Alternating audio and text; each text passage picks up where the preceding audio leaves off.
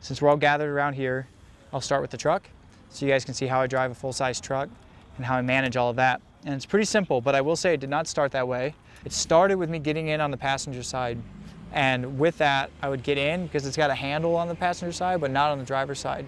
Since I wasn't driving a truck, I'd been getting in the passenger sides of trucks, and I had that system down when I was riding with people. I had not figured out how to do it on the other side. My right side is my strong side, my left side is my weak side. My body's a little uneven, so to do it the opposite direction takes a totally different technique than it does from the other side. So this is how I do it.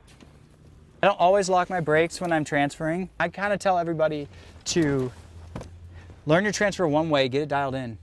Then do it switch, do it the opposite direction. Get that dialed in. No grip in my left hand. I'm hooking this handle on the inside of the truck.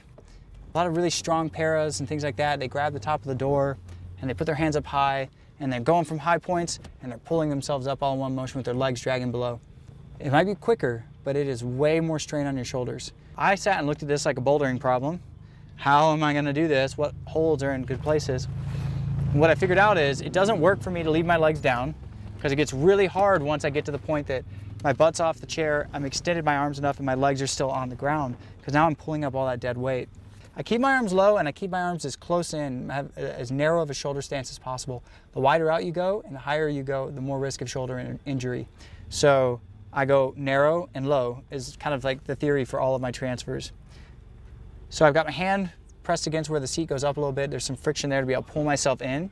My left hand is on the cushion of my chair. I lean forward and I go up. So while I'm here, hand controls. This is a really basic set. Down for the gas, in for the brake. That's it. I manage it all with my hand with no grip.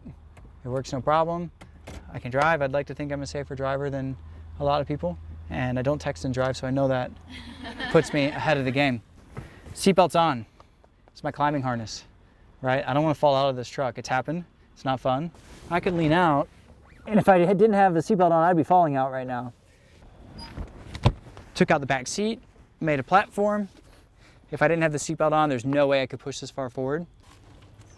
Turn the chair backwards, grab the bar on the back, lift it up here. My left arm is what's helping me pull up, so now I'm going to shift it. So I've got a different grip, and I do one big pull and bump it up.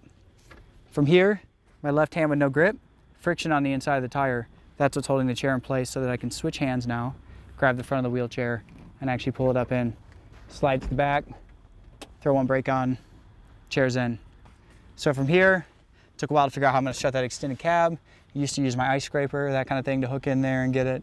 But with the seatbelt on and putting the seat back, I can actually just reach it and shut the door, that kind of thing. So that makes that not an issue anymore.